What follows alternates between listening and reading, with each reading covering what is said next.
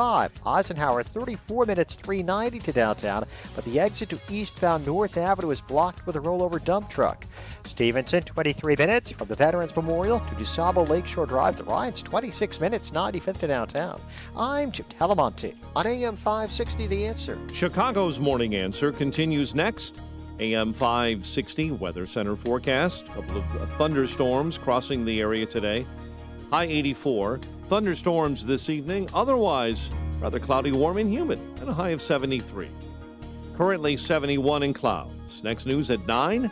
Chicago's Morning Answer with Dan and Amy continues next on AM 560 The Answer. From the Matrix Home Solutions studios, this is Chicago's Morning Answer on AM 560 The Answer. Listen to AM 560 The Answer online at 560theanswer.com, on the AM 560 mobile app, on your Alexa-powered smart speaker, and on TuneIn, iHeart, and on Odyssey. Let freedom ring this afternoon at 2 with Sean Hannity on AM 560 The Answer. Top of the morning, Dan, and in for Amy J this morning, former state rep, congressional gubernatorial candidate Jeannie Ives. And Jeannie, one of the schools here locally and private schools here nationally that's really been a pitched battle over critical race theory and the whole DEI orthodoxy. DEI is what it's DEI. It's better. It's a better acronym from our perspective, the diversity, inclusion, equity crowd. Loyola Academy in Wilmette. And recently, at the occasion of the cusp of the beginning of the school year, the head honcho there, Father Patrick McGrath, took to offering a video to the Loyola Academy community, video message. And here's what McGrath had to say, Father McGrath. We spent a lot of time this past year to participate in the good work and the important work of making Loyola Academy an ever more inclusive community. As we've done that work, it's been difficult. It's been a challenge, I know. But we believe the gospel calls us, Jesus calls us to this work of fighting to make the world a better place, of helping to make our community a more loving, a more just, a more inclusive place. And so after listening to our community and wondering about what God is asking us to see anew for this year in this Ignatian year, a few commitments we want to make to each other. The first is that this call is for all of us to deepen our understanding, our appreciation, and our response to our Catholic tradition, our Catholic faith. Through professional development and prayer with our faculty and staff, through the learning that our students do, through opportunities that parents will have for faith formation, for prayer, for book clubs. We want this to be the centerpiece of what we do together this year. It's always the heart of who we are as Loyola, but we want to enter ever more deeply, to see anew the call of our faith. I'd like us to continue to do our good work of making Loyola an ever more inclusive community. At the heart of it, as always, must be the Catholic call. What we do to make Loyola a better place has to be a response to our faith, a faith that's characterized by a love of justice and a love of our sisters and brothers.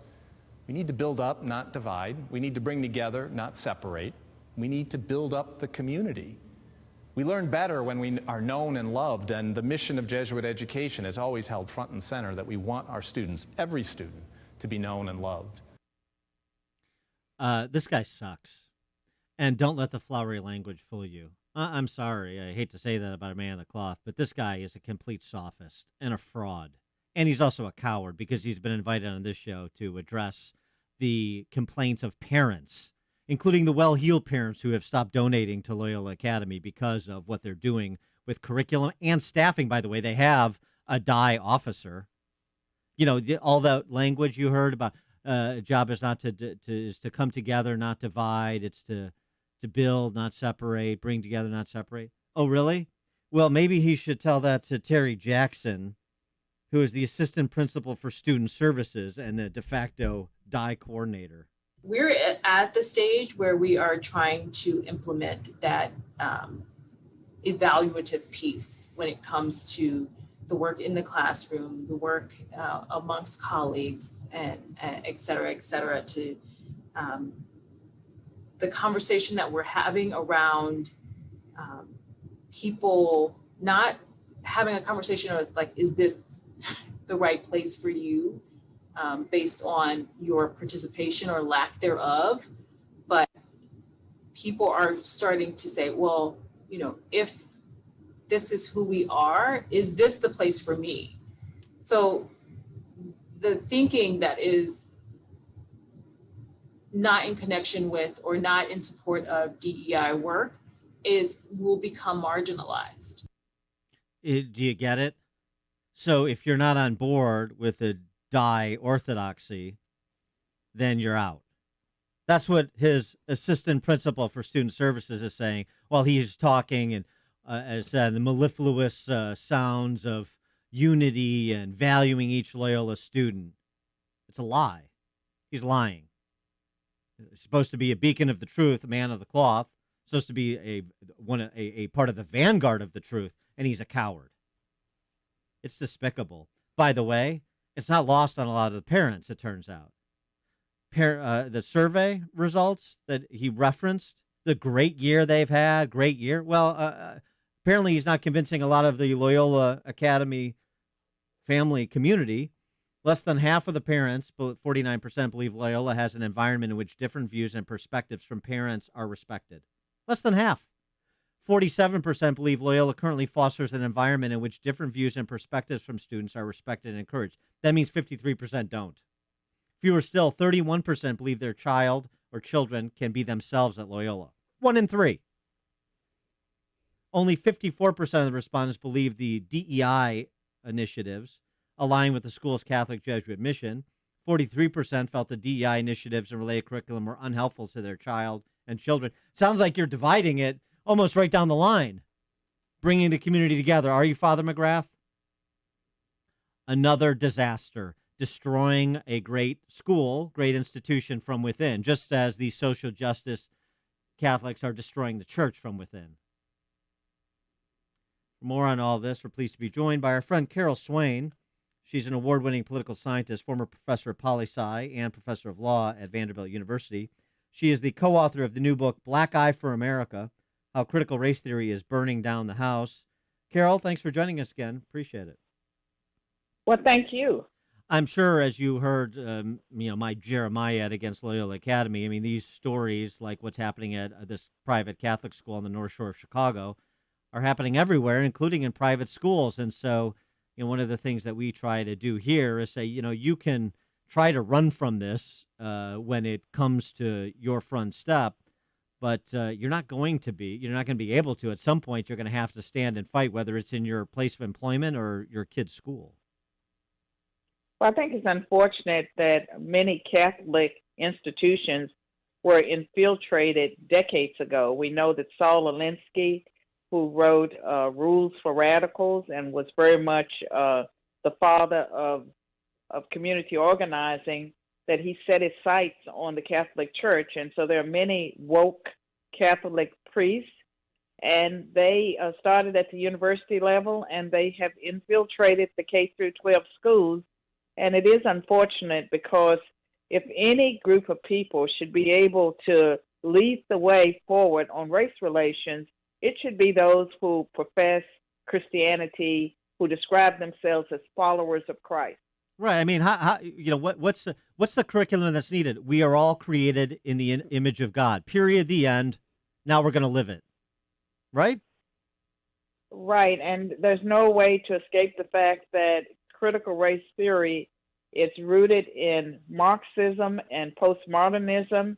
And the theory that's put forth, it's a conflict theory that can never bring about racial reconciliation, because it is racist itself, because it says that every white person is an oppressor, even if it's some poor white kid in Appalachia, parents never finished the second grade, and that every black person, every racial minority, that they're a victim, even if they are a billionaire's son or daughter. And it argues also that racism is permanent. And if it's permanent, there's nothing you can do about it. It only says that white people have to become anti-racist rather than everyone should become anti-racist. And it is a destructive force in our society. It will never bring us together. And that's one of the reasons that I wrote the co-authored book, Black Eye for America, because there were so many parents, teachers, administrators, policymakers that were trying to understand critical race theory.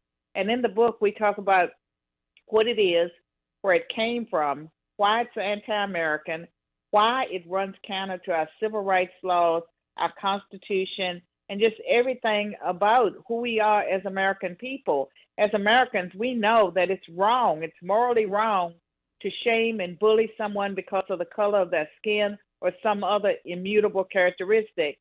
And the book has like 2 chapters on ways to fight back.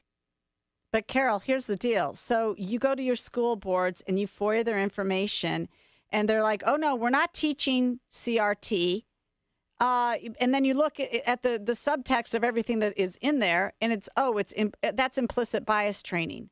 So what are the buzzwords parents need to check up on when they're faced with this? Because they are always saying this. It's a constant drumbeat. Right. We're not teaching critical race theory. And then you look at the material, and it's implicit bias training everywhere.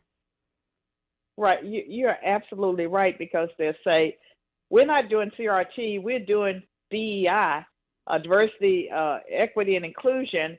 And we know that equity, according to them, is not equal opportunity, it's equal outcome. And their notion of diversity and inclusiveness is not what the words meant even 2 years ago. It is steeped in CRT.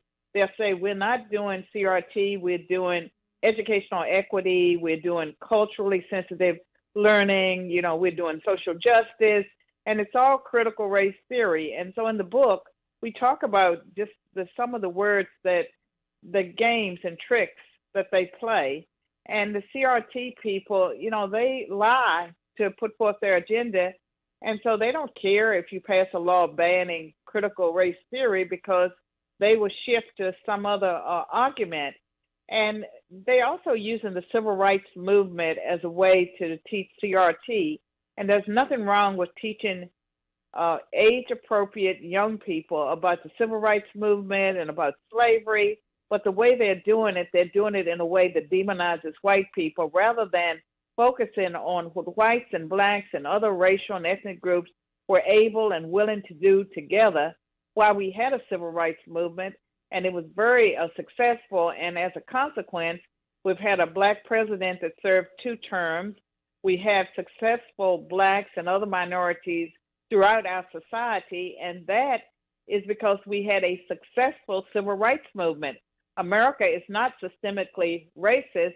The only racism I see taking place today is racism against white people. And that runs counter to our civil rights laws and the equal protection laws of our Constitution. And the other aspect of this, which you're quick to point out, you're a living example of it, is, or you're a counterexample to what they're proposing, a living counterexample, is it just says to young black men and women, you can't accomplish anything in this country because it's systemically racist. The deck's stacked against you. There's no way to do that. If you had believed this as a young, poor black girl, you would never have become the accomplished academic you became. No, I'd probably still be in poverty in rural southwestern Virginia. And I can tell you that my mother, despite the poverty that I grew up in, and I can say the same for my father, he was a hard worker. They were divorced, but they never taught their children to be angry, to hate America. They always emphasized hard work. And so I grew up believing that there was a correlation between my efforts and my outcomes. I always believed in the American dream, and that if I worked hard, that I could make a better life for myself, and consequently I did. I've never seen myself as a victim.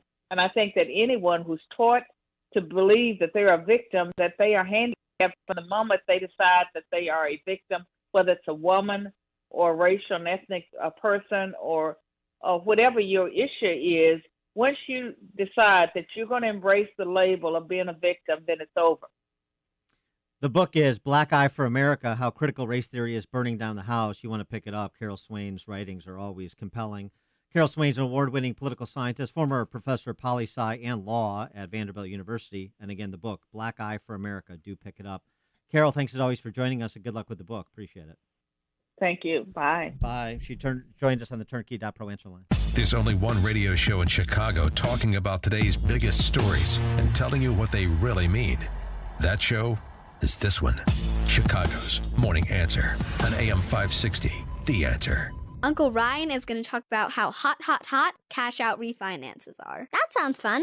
I sound like a broken record. I've been doing this for 18 years. I have never seen a market like this in my life. Home values have generally been skyrocketing the last couple of years. And with interest rates being so low, I've actually seen refinances where people are able